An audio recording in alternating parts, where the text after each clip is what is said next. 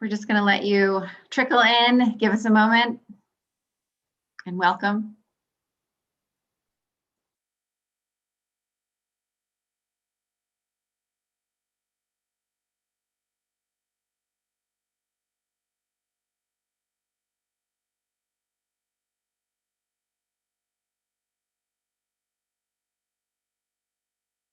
Welcome, everybody. We'll get started in 1 minute.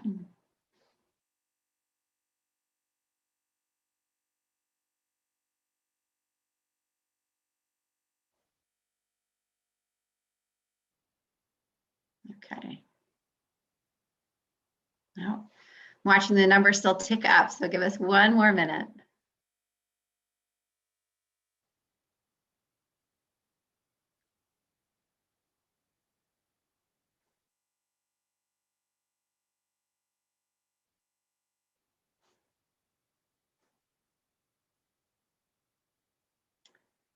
Okay. So hello, everyone, and welcome to a discussion of coming of age and Jim Crow, DC. My name is Catherine Lusk. I serve as co-director of the Boston University Initiative on Cities, one of your hosts for today's conversation, alongside the BU Arts Initiative and the NBU Diversity and Inclusion. For those of you who are joining us today, please know this is the first in a multi-semester series. We're having a series of discussions on race, place, and space, which, as Paula notes in her book, is partially a discussion of the spatialization of race and the racialization of space. And we're really excited to be kicking off this series with Paula. I will note we had hoped to host Paula when the book was originally out last spring, and so this feels long overdue, but the book was a real pleasure to read it, and it's nice to have this as our kickoff discussion. So I'm first going to introduce Professor Austin, and then I'm going to turn it over to her for a discussion of her book. I will pose a few initial questions, and then we will invite questions from all of you via the Q&A function. So to get us started, Paula Austin is an assistant professor of history and African American studies at Boston University. She writes and teaches about Black visual culture, African American and civil rights history, and facilitates faculty professional development on diversity, equity, and inclusion. She's held fellowships at the New York Public Library Schomburg Center for Research in Black Culture and the CUNY Graduate Center Institute for Research on the African Diaspora in the Americas. Her book, which we'll hear about today, Coming of Age in Jim Crow, DC, Navigating the Politics of Everyday Life, is a social and intellectual history of poor and working class young Black people, men and women, in the early 20th century, racially segregated Washington, DC. And with that, I will turn us all over to Professor Austin. Thank you so much for being with us today. Thank you, Catherine, for having me. Thank you to Initiative on Cities for having me, and for I'm so excited to be the first in this series, and excited for the future events that we've had a few conversations about. Two things I want to do. One is to make sure that folks know that it's George Lipsitz, I think, that I need to credit for racialization of space, spatialization of race, so that y'all don't think I'm that smart. I mean, I'm smart, but not that smart. And then the second thing is just a shout out to the folks in the audience. I'm so sad not to see all of your faces, but students from my civil rights history class right now. Josie, I see you, and some California friends. What? Y'all are so kind, and some local friends. So thank you so much. I see you too, Harper. I can shout out a bunch of, we could just spend the whole time. I could just shout out people in the audience, Catherine. But that's probably not a good idea. I want to say also the second thing I want to say before I get started about the research is that the Initiative on Cities and the existence of it at BU is really was one of the attractive things about BU when I was considering the offer to come here a year and a half ago. So this feels especially special. And it is nice to be able to talk about the book, because I absolutely, the book was sort of not yet out. And I was absolutely thinking about kind of how it could fit into the work that IOC supports. So I will share my screen. I'm going to take a second to do that.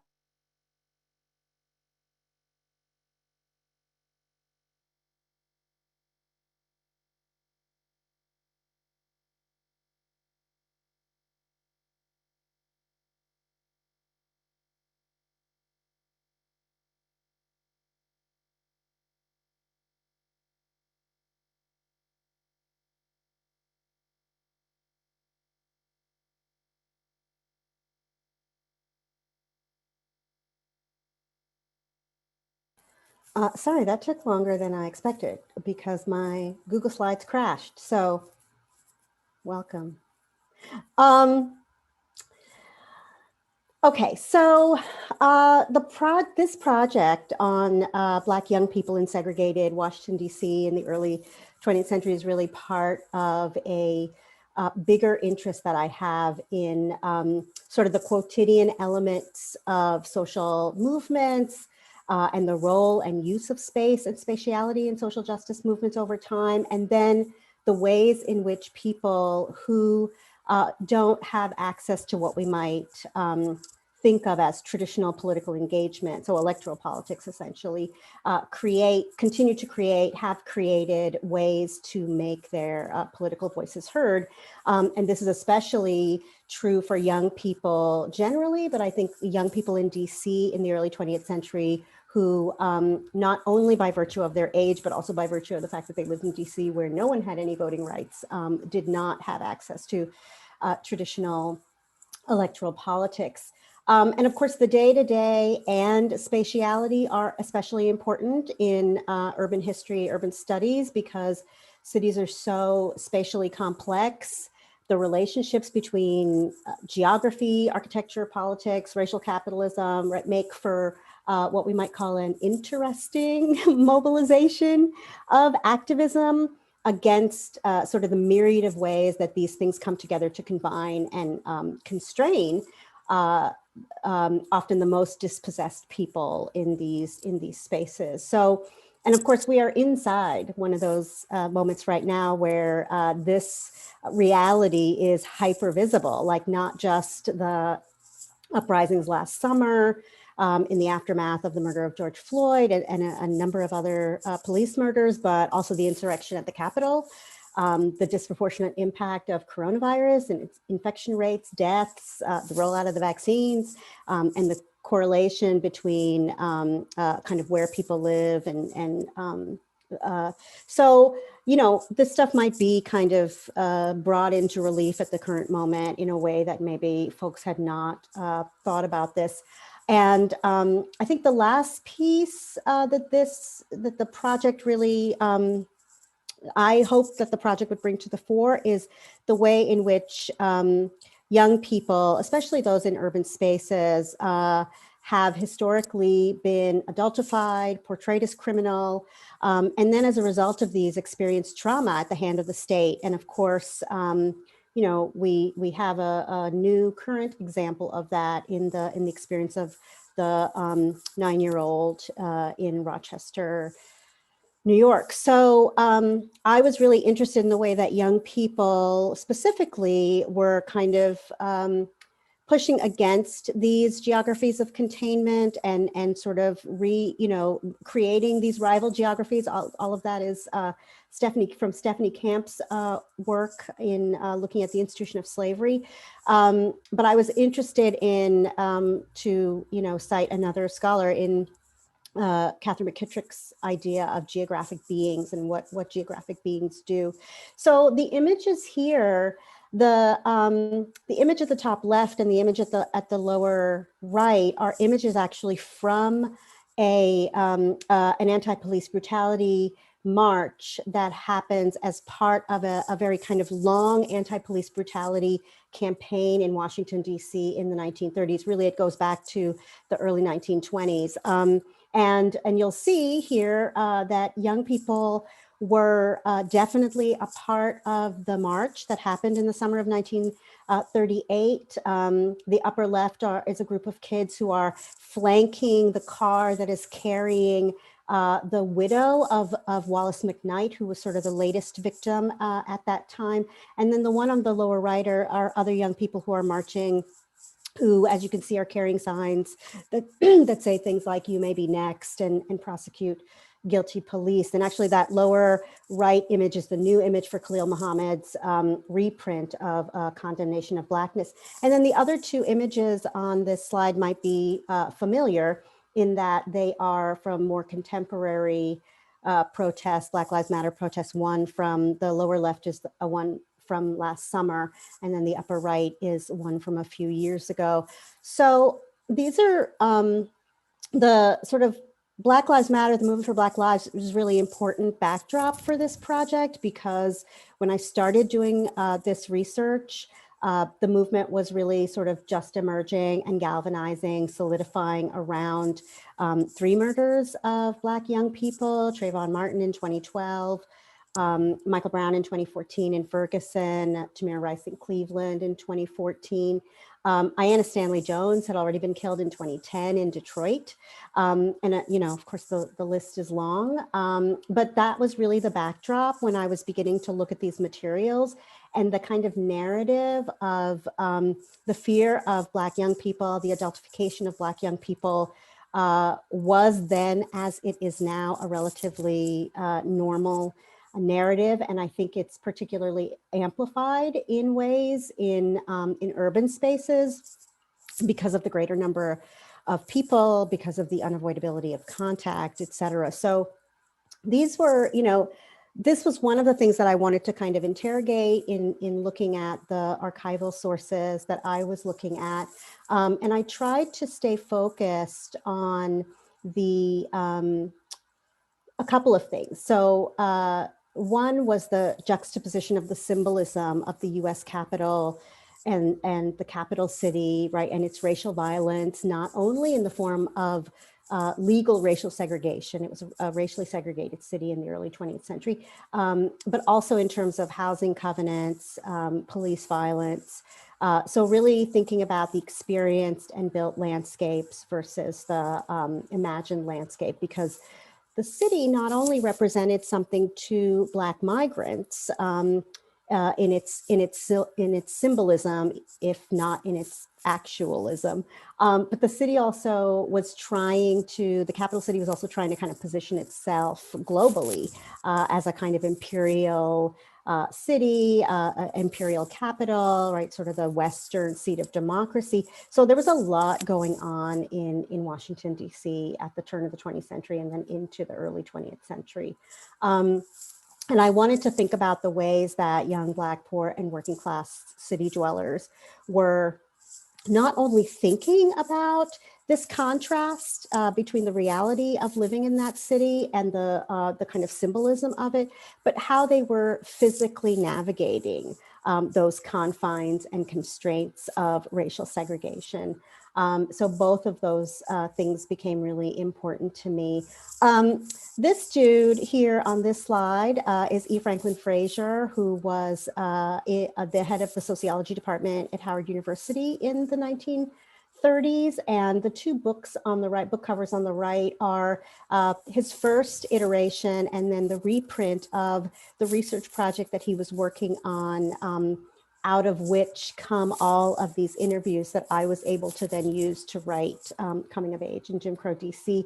So he was writing a book called Negro Youth at the Crossways, their personality development in the Middle States. And he was sort of he did over 200 interviews. He had a staff of about 6 or 7 interviewers who were working on interviewing young people and their families really across the city. I was really focused on Southwest DC because it was predominantly a poor and working class African-American community by the 1930s. It's also got a significant number of white ethnic immigrants who are also living there, also poor and working class people. So I was interested, I became really focused on the interviews that were happening in Southwest. And so I want to share with you an example of this, of the work that young people were doing, both the kind of intellectual work, but also the political work that young people were doing, young Black people were doing in DC at the time that they were being interviewed.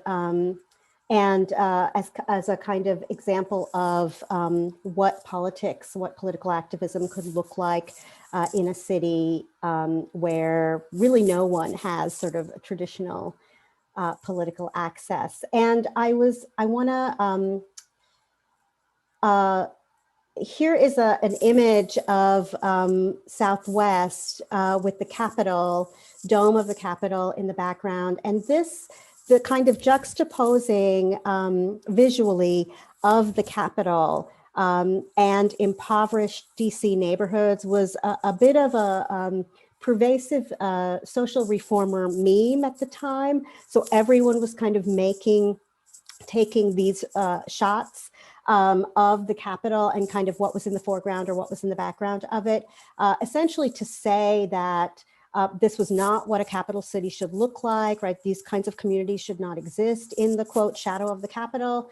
And really it was to try to encourage federal funding in order to essentially raise these communities, but, you know, ultimately to kind of redevelop and you know, renew these communities. And Southwest actually does experience this redevelopment in the late 1950s and the 1960s, and it completely changes the realities for many of the folks who were living in that community. But this quote really is one of the quotes that stood out, and there are many quotes that are describing the spaces that young people are living in, but I want to share this one with you because it stands as such a stark contrast for the kind of actions and life experience of the young people who I talk about in the book. So Ruth J. Bittler was one of the Fraser staff people. She was probably 27 years old when she was working on the project. She was a white New Yorker, and she kind of travels around and does a lot of the documenting of what the spaces look like. She doesn't do a lot. She does a lot of interviewing of community members, but not a lot of interviewing of young people. But she wrote, walking through the Southwest area, several things stand out. One is the run down condition of the buildings, backyards full of junk. There were 2 streets of row houses in fair condition. No other streets were in any semblance of being well kept. The general impression was that of decay. The general atmosphere was that associated with dire poverty. And this is a description that I saw over and over again in the materials describing the neighborhoods of many of the young people who are interviewed. So Susie Morgan is one of the young people whose interview materials are so robust in the papers. There were a lot of young people interviewed, but not always a lot of data in terms of their responses. But Susie Morgan is definitely one of those young people. And so if you've heard me talk about this work before, you've probably heard her name. She was 14 when she was being interviewed in the summer of 1938, and she lived in Clark's Court Alley. And she had a pretty large family. I think she had like 10 siblings. They had all moved from, some of them had been born in DC, but many of them, along with her parents, had come from Maryland. They sort of lived along the Chesapeake Bay, and her father was a oyster waterman. And so when they first moved to DC, they're living near the Southwest Wharves. And I think I have, yeah, so here is a map from the mid 1930s that identifies where Southwest is. And you can see, so Clark's Court Alley is about here, and you can see the kind of developing the National Mall as it is growing in size, right? It's relatively small now, but it will eventually, you know, be sort of moving its way south into Southwest. And so Susie Morgan lived in Clark's Court Alley, which was about here. I have another map that I'll show you in a second, but Clark's Court Alley was one of 50 alleys in Southwest, and it sort of gave Southwest, it was one of the things that gave Southwest kind of the reputation of being, quote, one of the toughest sections of the city. But when her interviewer goes there to interview her and her parents, that person, talks about Clark's Court Alley as being in the shadow of the federal government's physical presence, right? So that kind of pervasive idea. The interviewer also wrote that it was treeless, that it was not well paved, it was replete with shacks, it was lined with piles of junk, trash, and tin cans, piles of fresh manure, the odor of which pervaded the air. And when Susie Morgan is being interviewed, she is in many of the interviews observed as being sort of very uncomfortable with the attention, with the scrutiny. She even lies about where she lives, that she doesn't live in the alley, in Clark's Court Alley, but rather she lives on the exterior street, C Street. But when the interviewer goes, that's where she finds Susie. So it becomes clear in her interview that she has some shame about her, the conditions in which she lives, and that she's that she's having to kind of endure the scrutiny of both researchers and the Southwest Settlement House workers. But the other thing that comes through in the interview that is kind of ignored by Fraser when he writes his book is her sort of masterful awareness of the contradictions that are presented by this juxtaposition, right, of the neighboring federal government and its symbolism of freedom and equality with, what she is very aware of, the geographically racialized poverty of her alley. And so I was really struck by her awareness and her ability to articulate that awareness. And then also the kind of way in which that, despite the fact that she has this kind of stark reality, this understanding of this stark reality, that she moves about DC, not completely fearlessly, absolutely with fear and trepidation in many cases, but that she places herself in spaces where she knows she is unwelcomed, but there she is sort of claiming, occupying, or repurposing them in some way. And this, she's not an anomaly at all. There are many other young people in the interviews who describe similar kinds of activities. So I want to share just one example of that, and I'll show you this map. So this map shows the proximity. So the star is where Susie Morgan's home is in Clark's Court Alley. And then the Lincoln Memorial Reflecting Pool is here. So it's definitely in walking distance.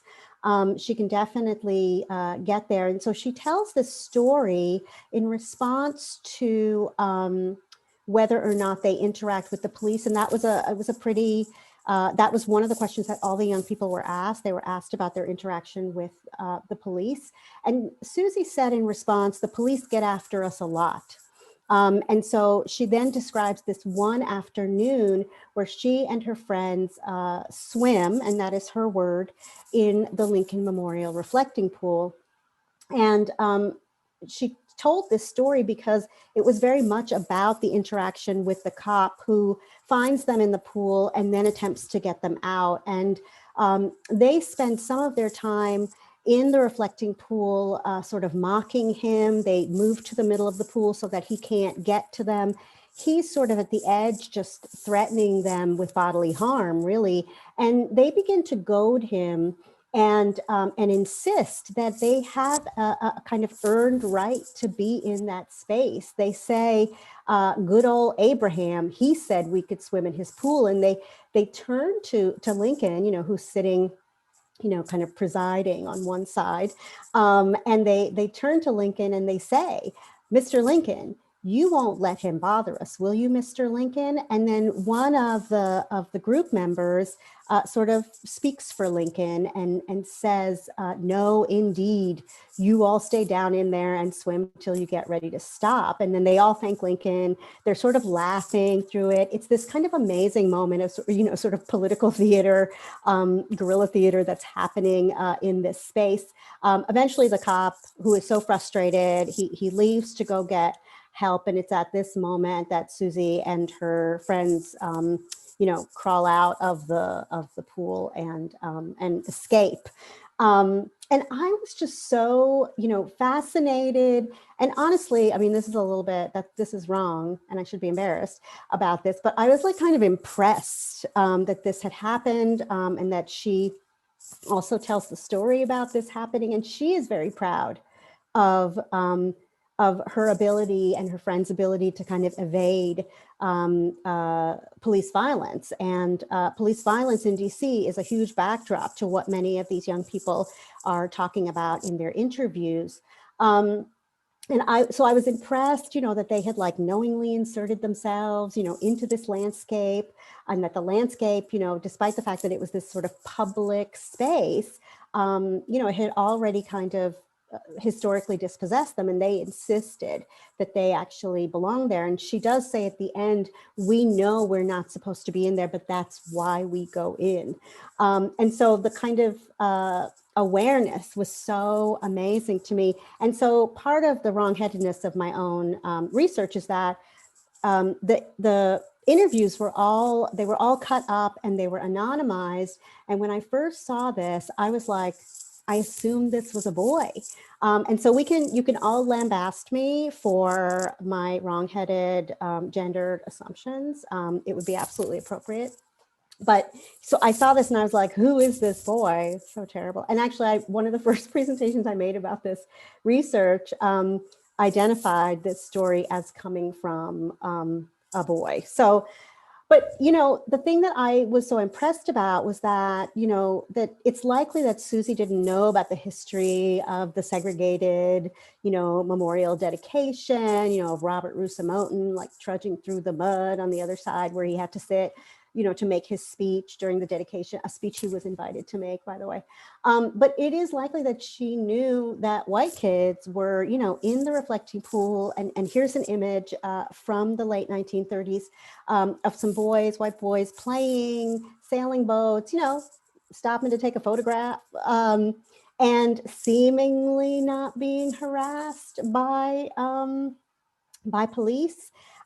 So she may not have kind of known, kind of the history of the segregation of the dedication, but she knew, and she and her friends knew enough to kind of mobilize a particular history in their own defense and to really get at kind of their natural and earned rights. I mean, the other space that was really interesting to me, and I hope that I have the slide in here, was the Columbus Fountain at Union Station. This space also was a non-sanctioned space, right? It was not one of the like settlement houses or the, the school ground, the playgrounds, or Hoover Field, which was this white only playground that had been made in a predominantly Black community, but that did not let any of the Black kids in that community play. So there were all of these, newly emerging sanctioned space for leisure and recreation.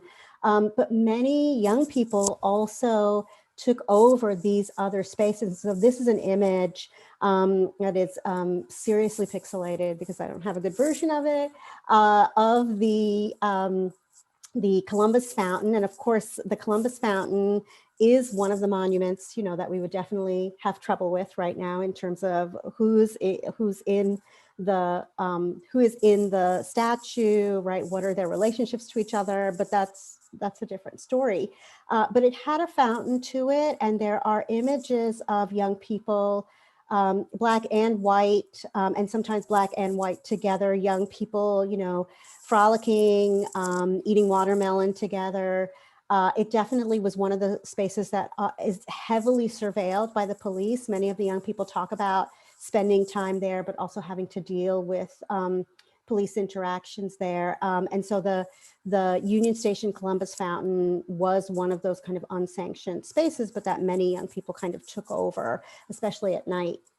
And so I was very interested in kind of these sanctioned versus unsanctioned spaces to trouble this idea a little bit about, young people being engaged in sanctioned recreational sort of play, and that somehow would, quote unquote, keep them out of trouble, which was definitely one of the prevailing ideas at the time, and I think continues to be a prevailing idea. And what I found is that, young people were using all the spaces, right? The ones that they were allowed to go into as well, the ones that they weren't, and that all of those spaces were incredibly important in terms of community building.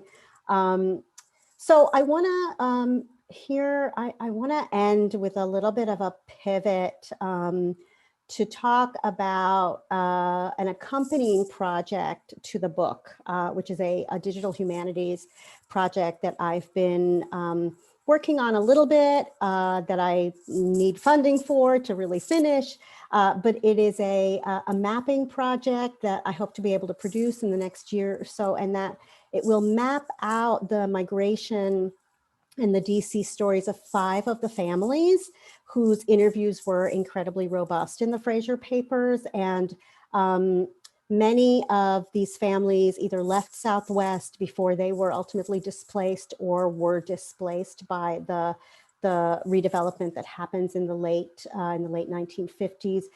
Susie Morgan's family is one of those families, but there's also Myron Ross's family, Ollie Williams's family, and Ollie actually talks about in her interview, she is the mom of one of the young people.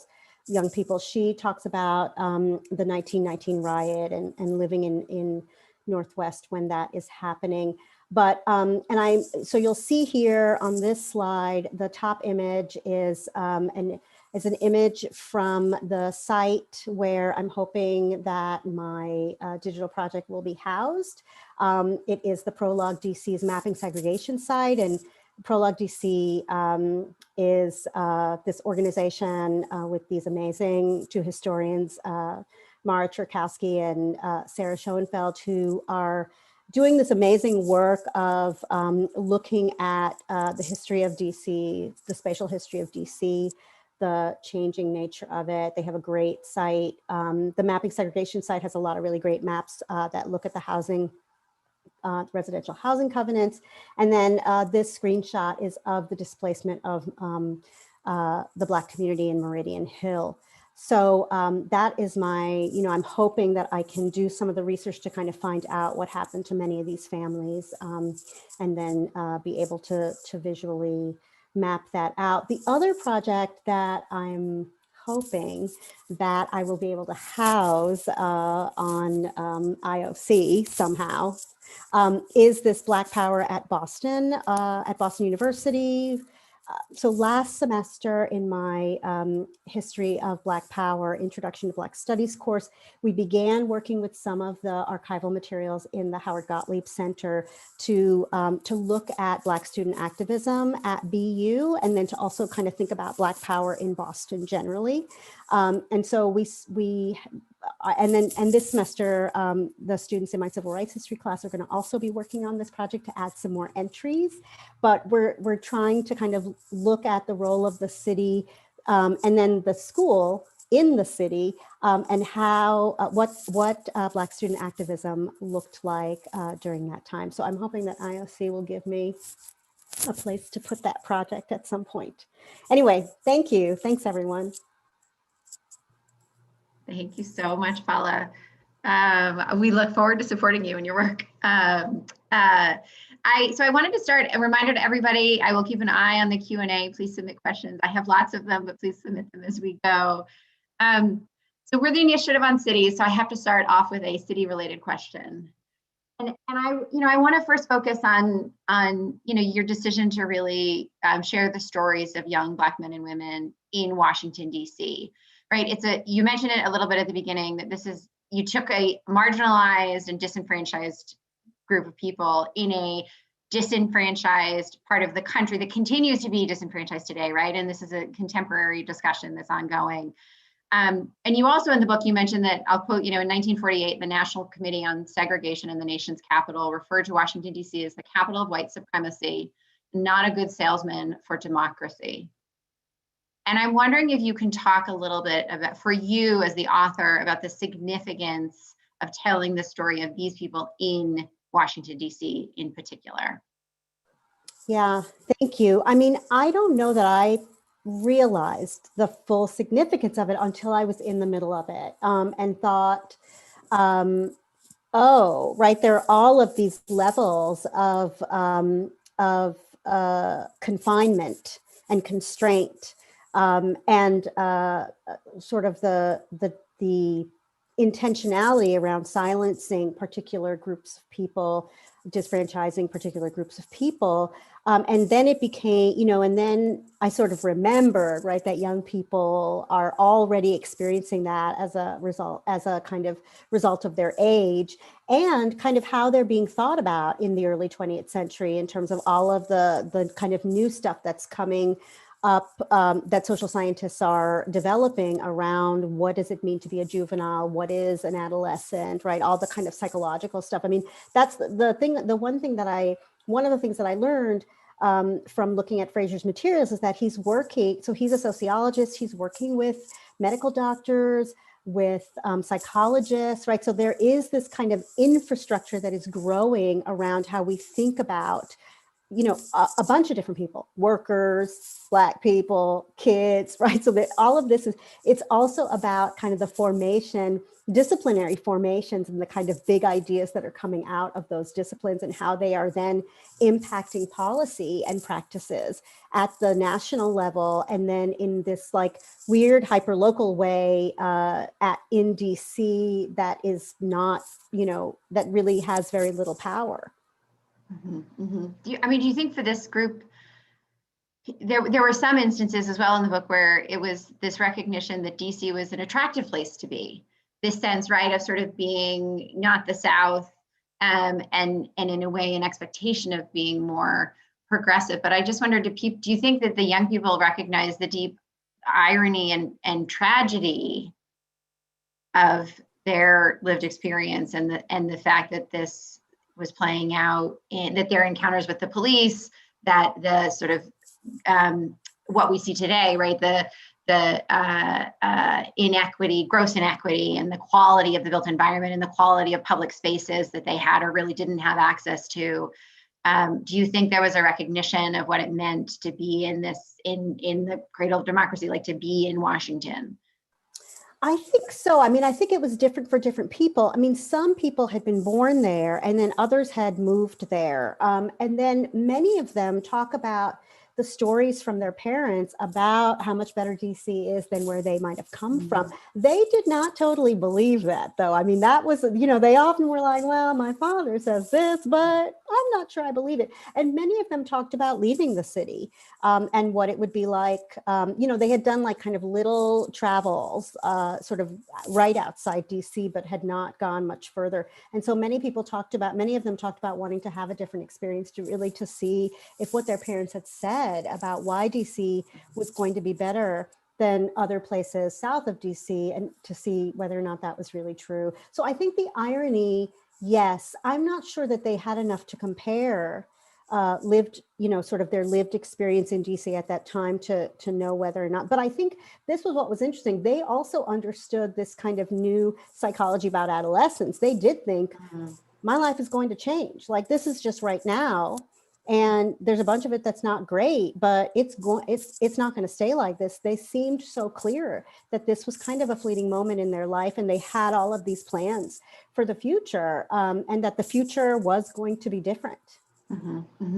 I see a question from Sean Beckett who says, thank you so much for your research. What revelations most surprised you as you delved into it?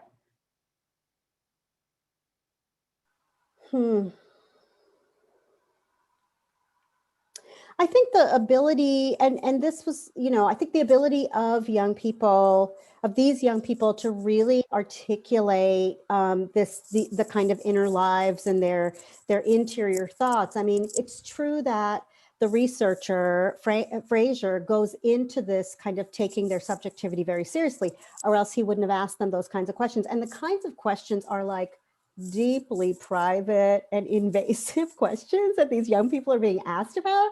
I mean, I could talk about, some of them are talking about their sex lives and masturbation, and, they're being asked very personal questions. And because of the relationship they have with the interviewer, I mean, some of them had known their interviewers for a couple of years through the settlement house.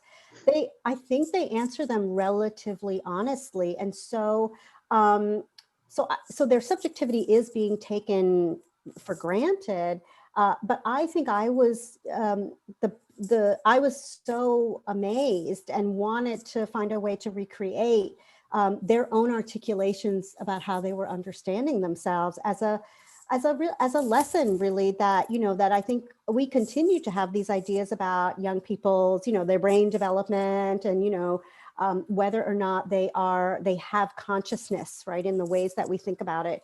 And I think, the answer is yes.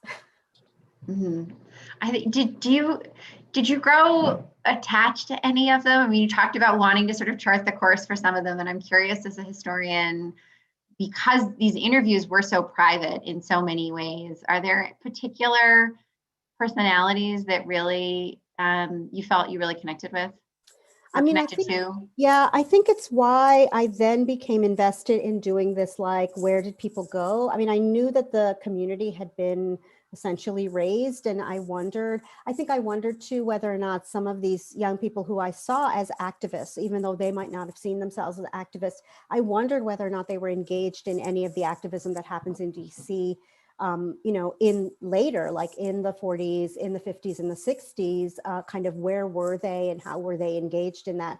So I was definitely interested in, became interested in following them because they had such an ability to talk about their kind of, you know, all of the kind of ideologies and philosophies that they were developing, political ideologies and philosophies. And I wondered, like, okay, where did these go? So, I mean, I think I got attached to the people whose interviews were so robust. So Susie Morgan is definitely one of them. Myron Ross Jr. is the other one. And Myron Ross Jr.'s cousin reached out to me in the, like, after the book came out. Her name is Catherine Nelson. She's in her 80s. She lives in Virginia Beach. I've had some Zooms with her and some other family members, some of Myron's nieces mostly. And so, yeah, Myron is definitely one of those. And it was amazing to hear. I mean, he is no longer alive, but I also talked to his wife, and it was amazing to hear that, you know, many of the things, the kind of dreams he had that he talked about in there were things that he absolutely fulfilled. And he becomes, you know, he goes to Howard for the degree he wants to go to, and then is in the line of business that he kind of saw himself in. So, I mean, yeah, I wonder about all of them. Mm-hmm. So I'm curious about, as I was reading it, it was reminding me of a book, I don't know if you're familiar with it, called Coming of Age in the Other America. So a few years ago, it was written by sociologist Kathy Eden and Susan Clampett Lundquist, and they interviewed young adults who grew up in public housing in Baltimore in 2010. So it had been a longitudinal study with their parents, and then they went back when these young children were young adults and interviewed them. And one of the things they find in their work is the notion of what they called identity projects. And identity projects, the kids who were, in their eyes, better able to escape poverty, they described it as sort of a defining personal passion that was a life raft for these young people, something they were deeply passionate about, that sort of helped shape who they were, that they discussed frequently. And they said that having that identity project was a mechanism by which they saw a different future for themselves. Mm-hmm. And I was thinking, this book, I didn't even make the connection initially between the title, but I was thinking, so I noted James and his love of word working, Stanley and the soapbox derby, and talking about playing the piano, and Myron, and he had a ham radio, and they even mentioned having fish tanks in the house. And I was reading all of these instances of these, like, deeply personal projects, and thinking of these young people in Baltimore in 2010, and that parallel with what Kathy and Susan found around identity projects. And I'm curious if you sort of noted that as you were reading them talking about and giving a sense of themselves as sort of the whole portrait of themselves through these kind of passion projects. Mm-hmm. I don't know that that's amazing. And I didn't think about it in that way, but what was clear was that they wanted to talk about, so it's true that some of these questions were like, yikes, but then, you know, they would kind of trail off, or, you know, maybe begin to talk about some other things that I think are definitely these things that are identity projects. I mean, that is one of the things that's in formation. And I think that was part of why they seemed so willing to have these conversations. I mean, this was a listening ear that maybe they were not getting anywhere else, where they could kind of talk about, you know, their dreams, their wishes, the work that they were doing. Someone was interested in kind of looking at all of the, you know, the stuff they were making at the settlement house. So yeah, no, I don't know what the relationship is between, and I don't know if this is even something that you know, I don't know if there's causation here or just merely correlation, that the young people engaged in this project kind of as a result of talking about this stuff for 2 years, go on to kind of do, any number of things. And so I think I'm interested in kind of figuring out what happened to people to see if there is correlation there. Yeah, yeah. So we have a question from Catherine Silbau on the law faculty, and she's wondering about youth maturity. And she talks about the balance between adultification risks if we focus on their agency versus voice for them, and you're finding that they have agency. And she's talking about with respect to 16-year-old voting and concern, it will just make us see youth of color as having full agency and responsibility for their actions in a way that will be harmful to them with regard to criminal justice and the criminal justice system. And I mean, you answering that question, but I think also this sense of young people wanting to invest in young people, it sounds like that full agency is sort of full actors, and yet at the same time, they're young people and there's vulnerability there and there's cognitive, they're not sort of fully developed. And so imparting them with too many skills and the full capacity, right, and agency of an adult versus still being a young person. Did you feel when you were reading them, you really saw them as young people on their way to adulthood, but not yet adults?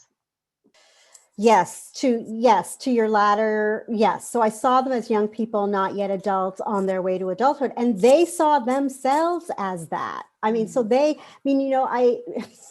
I'm horribly thinking, I have not watched that video of the 9-year-old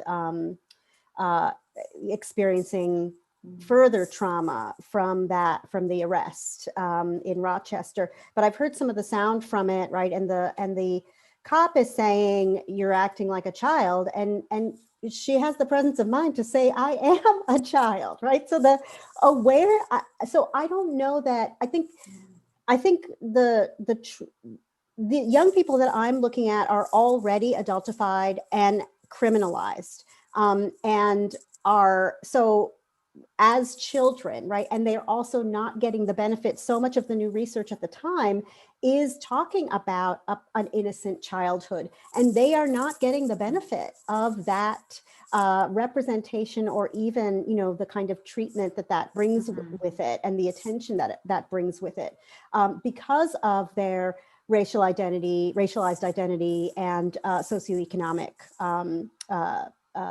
class. And so I think what I was mostly focused on was the ways in which they were self-conscious of their own youth, and kind of, and that they had an understanding about the realities in which they live, right? Realities that we might not think that young people are capable of understanding. Mm-hmm. I don't know if that answers the question. Mm-hmm.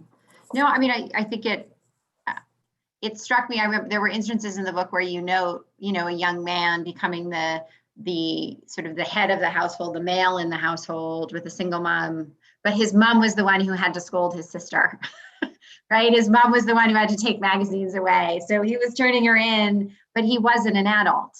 He wasn't the disciplinarian. He was still a child in the house, as much as he might want and see himself in a different role. Yeah, and I think the two, it's this post-World War I period. It's the midst of the Depression. And I think there are all of these kind of cultural norms around gender identity too that are being adopted. And some of them are very aware that they're adopting them, but they're maybe also challenging them. And then others are absolutely like all the way in. I'm thinking about that one example where he is like, I am the man of the house. But yes, he is faced with the constraints of he isn't actually. Mm-hmm. And he also knows that.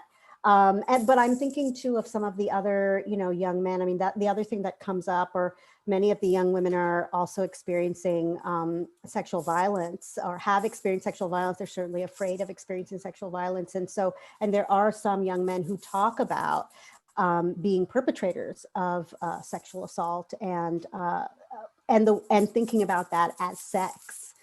Thinking about rape as sex and as an important element of their masculinity and manhood. And so, yeah, all of those are definitely things that one hopes that those young people learned something about, but yeah, I mean, it's also about kind of the cultural norms and how those are informing young people generally, but certainly at the time.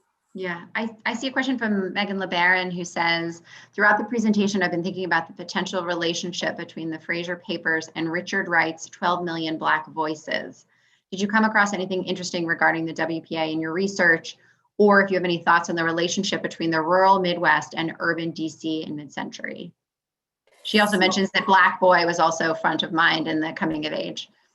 Yeah, so I mean, the interesting thing, I think the most interesting thing to me about thinking about using these interviews is definitely some of the concerns that people have about using the WPA narratives, who was doing those interviews, why those interviews were being done, the age on the other end of the spectrum of the interviewees, right? Many people were elderly. And so, you know, there a lot of historians have written about kind of the care we have to take when we're using the WPA narratives. What was really different about the interviews that I used was that so many of the young people had relatively good and sometimes long relationships with their interviewers.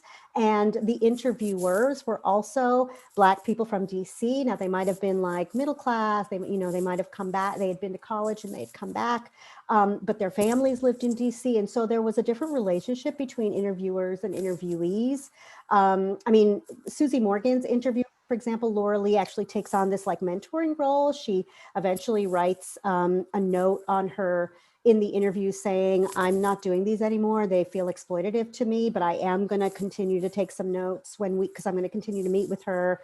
So I think the relationship between interviewer and interviewee was very, very different. And I felt like I still had to do some work, but I felt like I could trust what the young people were saying differently than I think when we work with the WPA narratives. Mm-hmm. So Sean, related to doing archival research, Sean Beckett asks, what advice would you have for someone interested in doing what you did, taking archival data and choosing to analyze it from a different angle from the original purpose? What challenges did you experience, and what other historical data is out there that you feel deserves another look and a modern reevaluation? I'll say it struck me in a lot of your work that you really were taking a contemporary lens and giving very fresh and a modern perspective on and sort of very much a reinterpretation juxtaposed with the original researchers. Yeah, I mean, I learned, the scholars who really influenced me are mostly scholars who do slavery studies and who work on those kinds of archival materials. They didn't have as many archival materials as I had. I mean, I felt, I felt like I had really a lot of stuff to work with, but so many slavery scholars, I'm thinking of Jennifer Morgan and, Saidiya Hartman's newest work, and so many, Marisa Fuentes, so many people who are looking at Jessica Marie Johnson, right? So many people who are looking at materials that really were not made for the work that they are producing about, the 16th, 17th, or 18th century. And also they don't have as many sources as I do. So I really used that methodology, that analytical framing to look at, to try to sort of see the people who were in there as opposed to the reason that the interviews were done. And I think this is a little bit of an answer to that question, which is that I think there are social science research projects that have happened, throughout our history and that are happening contemporarily that are being done for particular reasons, right? I mean, and Fraser's project is really about policy change, right? He is really trying to collect this data in order to prove that racial segregation is terrible and that it should be, it's unconstitutional and it should be illegal. It's bad for young people's psychological development.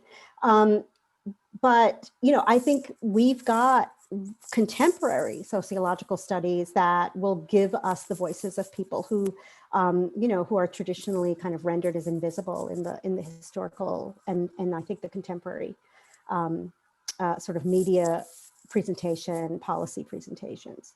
I want to close with a question from someone had submitted when they were registering. They were curious if you had thoughts on whether the center of gravity for Black DC has moved to Prince George County and what that means for Black DC. And you talk about the sort of coming wave of displacement, right? You allude to it a number of times throughout that. I'm wondering if you look at this picture of DC and then you draw through to the present day, what are the parallels and how is it just radically different to be a Black person in Washington today? Yeah, I mean, probably the person who can answer this question better than me is Brandy Summers, who has an amazing new book, which of course the name I can't remember right now, but Brandy Summers, who is talking about a much later period than I'm talking about, and sort of bringing that forward to contemporary DC.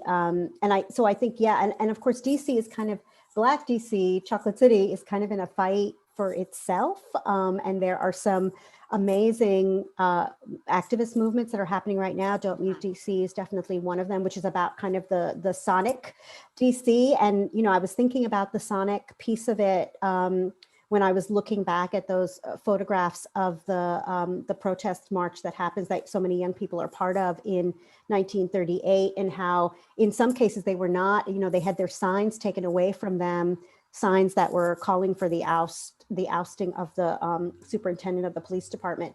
And so instead they chanted about it. And so the sound as a kind of, taking on a kind of political spatial importance is really significant. I don't know that we think enough about sound and cities. It's interesting. I'll note we have a forthcoming report. We interviewed mayors about protests, and it's interesting. One of my interviews talking about changes they want to see to the public realm. And one of the folks that I interviewed said, we want to invest in a better sound system, because we think that actually protest is part of what needs to happen in the public space, and that people's voices need to be heard. And it sort of struck you, and there were wide ranges of answers, but it struck you as someone who was really thinking about, how do I use the public realm as a place for public discourse and protest, and the sound and the experience of being part of that and accessing that and being part of that, you're adding your voice to that was really important for this particular mayor.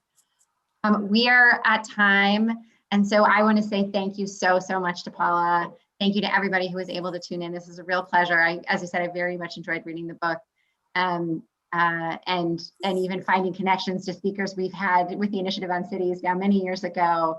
So thank you so much for being part of this, and we look forward to future conversations. Thank you. Thank you for having me.